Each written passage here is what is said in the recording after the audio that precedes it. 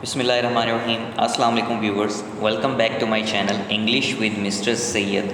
और आज का जो हमारा टॉपिक है वो है past indefinite tense. Past indefinite tense start करने से पहले मैं आपको बताता चलूँ कि मैंने एक स्ट्रेटजी बनाई है कि हम पहले सब टेंसेस के इंडेफिनिट करेंगे, फिर सब टेंसेस के कंटिन्यूस करेंगे और फिर सब टेंसेस के परफेक्ट, और इसी तरीके से फिर सब टेंसेस के परफेक्ट कंटिन्यूस करेंगे। क्योंकि तीनों टेंस जो प्रेजेंट, पास्ट और फ्यूचर जो टेंस हैं, इनके कंटिन्यूस परफेक्ट हो गए या परफेक्ट कंटिन्यूस हो गए या इंडेफिनिट हो गए, ये आलमोस्ट सेम है। बस हेल्पिंग वर्ब का थोड़ा सा चेंजिंग है इसमें, अदरवाइज़ ये होते तकरीबन सेम ही हैं। तो मैं ये सोच रहा हूँ कि आप लोगों को पहले सारे इंडेफिनिट करवाऊँ, फिर सारे कंटिन्यूस, इसी तरीके से फिर परफेक्ट और फिर परफेक्ट कंटिन्यूस।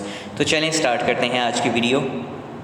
चलें जी, देखते हैं कि पास्ट इंडेफिनिट टेंस की उर्दू अलामत क्या होती है या उर्दू पहचान क्या होती है। पास्ट इंडेफिनिट टेंस जो है हमें पता कैसे चलेगा, इसकी दो अलामतें होती हैं। यानी कि उर्दू फ़िक्रे के आखिर में या तो आएगा ता था, ती थी, ते थे, या फिर दूसरी अलामत इसकी ये होगी कि उर्दू फ़िक्रा जो है वो अलिफ छोटिए बढ़िए या हमज़ा छोटिए हमज़ा बढ़िए पर ख़त्म होगा। ये दो अलामतें होती हैं पास्ट इंडेफिनिट की। ठीक है, जैसे कि अब नीचे एग्जांपल दी गई हैं, हम इस्लामाबाद जाते थे, या हम इसको इस तरीके से भी कह सकते हैं कि हम इस्लामाबाद गए। नेक्स्ट एग्जांपल देखें, मूसलाधार बारिश होती थी, और उसको दूसरे तरीके से हम क्या कह सकते हैं कि मूसलाधार बारिश हुई। अब देखें जो राइट साइड वाले कॉलम है, इसमें उर्दू अलामत जो है वो ते थे या ती थी, और दूसरी अलामत जो है वो हमज़ा बढ़िए या हमज़ा छोड़िए। यानी कि इसकी दो अलामतें होती हैं, एक तो ये कि उर्दू फ़िक्रे के आखिर में ता था, ती थी, ते थे वगैरह आएगा, या फिर उर्दू फ़िक्रा अलिफ छोटिए बढ़िए हमज़ा छोड़िए हमज़ा बढ़िए पर ख़त्म होगा। अब देखते हैं कि पास्ट इंडेफिनिट टेंस की फॉर्मेशन हम कैसे करते हैं। आप सबसे पहले जब भी उर्दू फ़िक्रे को इंग्लिश में ट्रांसलेट करने लगें, पास्ट इंडेफिनिट के उर्दू फ़िक्रे को, तो आप सबसे पहले उस उर्दू फ़िक्रे में से क्या पिक करेंगे? सब्जेक्ट। सबसे पहले आप सब्जेक्ट लगाएंगे, नंबर सेकंड पे आप वर्ब लगाएंगे, और वर्ब की कौन सी फॉर्म लगाएंगे? सेकंड फॉर्म लगाएंगे। नंबर थर्ड पे आप क्या लगाएंगे? ऑब्जेक्ट लगाएंगे। अब ज़रा थोड़ा सा रिमाइंड करें, जब हमने प्रेजेंट इंडेफिनिट पढ़ा था तो उसमें भी तकरीबन यही फॉर्मेशन थी। सबसे पहले सब्जेक्ट लगाते थे, फिर वर्ब लगाते थे और फिर ऑब्जेक्ट लगाते थे, लेकिन उसमें वर्ब की फ़र्स्ट फॉर्म लगाते थे। अगर सब्जेक्ट सिंगुलर होता था तो उसमें वर्ब की फ़र्स्ट फॉर्म के साथ एस का इजाफा करते थे। इसमें सब्जेक्ट के बाद आप वर्ब लगाएंगे और वर्ब की कौन सी फॉर्म लगाएंगे? सेकंड फॉर्म लगाएंगे। इसमें सिंगुलर प्लूरल वाला कोई कंसेप्ट नहीं है कि अगर सिंगुलर होगा तो ये काम करेंगे, प्लूरल होगा तो ये काम करेंगे। सबसे पहले आप सब्जेक्ट लगाएंगे, फिर वर्ब, वर्ब की कौन सी form? Second form, and then आप क्या लगाएंगे? ऑब्जेक्ट लगाएंगे। अब सब्जेक्ट क्या होता है? फाइल, यानी कि काम करने वाला। वर्ब फेल, जो काम किया जा रहा होता है, और देन ऑब्जेक्ट मफ़ऊल, जिस पर काम किया जाए। हमने प्रेजेंट इंडेफिनिट की फॉर्मेशन में भी इसकी उर्दू लिखी थी, फ़ाइल, फेल और मफ़ऊल। बात की समझ आ गई है? अब आप देखें कि इसकी एग्जांपल्स, अनवार हमें पढ़ाता था। अब देखें उर्दू अलामत मैंने रेड कर दी है, ता था। आगे हमारी उर्दू जो पहचान थी उसके मुताबिक सेंटेंस बन गया है। अब इसकी हम ट्रांसलेशन कैसे करेंगे इंग्लिश में? सबसे पहले हमने सब्जेक्ट लगाया है अनवार, पढ़ाने वाला कौन है, काम कौन कर रहा है? अनवार। वर्ब जो है इसमें क्या है कि पढ़ाना, टीच की सेकंड फॉर्म हमने पुट की है। टीच की सेकंड फॉर्म क्या होती है? टॉट। और किन्हें पढ़ा रहा है? हमें पढ़ा रहा है। ऑब्जेक्ट इसमें क्या है? अस। तो अनवार टॉट अस, टीच की सेकंड फॉर्म टॉट लगाएंगे। नेक्स्ट एग्जांपल देखें, वो इस्लामाबाद के लिए रवाना हुए।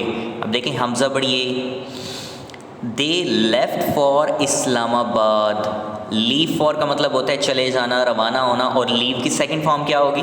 लेफ्ट। तो दे लेफ्ट फॉर इस्लामाबाद। इसी तरीके से हमने मेहनत की। अब देखें इसमें भी छोटी पर फिक्रा एंड हो रहा है। वी वर्कड हार्ड, वर्क काम करना, और वर्क हार्ड मेहनत करना। अब वर्क की सेकंड फॉर्म आप लगाएंगे, क्योंकि मेन इसमें जो वर्ब है वो वर्क है, तो वर्क की सेकंड फॉर्म क्या होगी? Worked.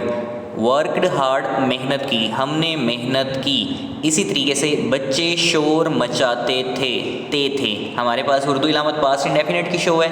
The children made a noise, शोर मचाना, मेक अ नॉइज़ होता है, तो आप मेन वर्ब क्या है इसमें, मेक, तो मेक की सेकंड फॉर्म हमने क्या लगाई है, मेड।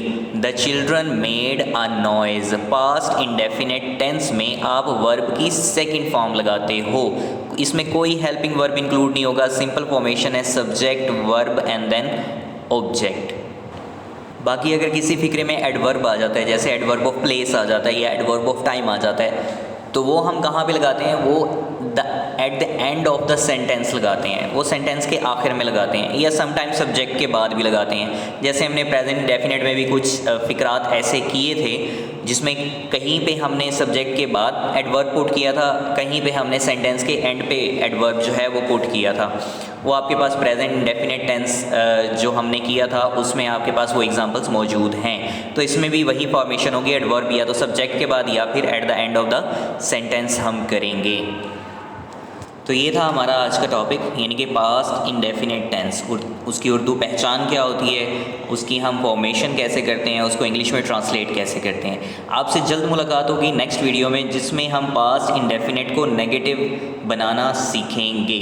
जैसे हमने प्रेजेंट इंडेफिनिट टेंस की 4 वीडियोज़ बनाई हैं, कैसे, यानी कि एक सिंपल एजर्टिव सेंटेंस, फिर उसका नेगेटिव बनाया था, इंट्रोगेटिव बनाया था, एंड देन एंड में हमने 4th वीडियो में हमने क्या बनाया था, इंट्रोगेटिव प्रोनाउन के साथ उस टेंस को एक्सप्लेन किया था। इसी तरीके से हम पास्ट इंडेफिनिट टेंस की भी 4 वीडियोज़ बनाएंगे इंशाल्लाह, जिसमें हम उसका नेगेटिव बनाना सीखेंगे, उसका इंट्रोगेटिव बनाना सीखेंगे, and then at the end हम क्या सीखेंगे कि इंट्रोगेटिव प्रोनाउन को पास्ट इंडेफिनिट में कैसे यूज़ किया जाता है।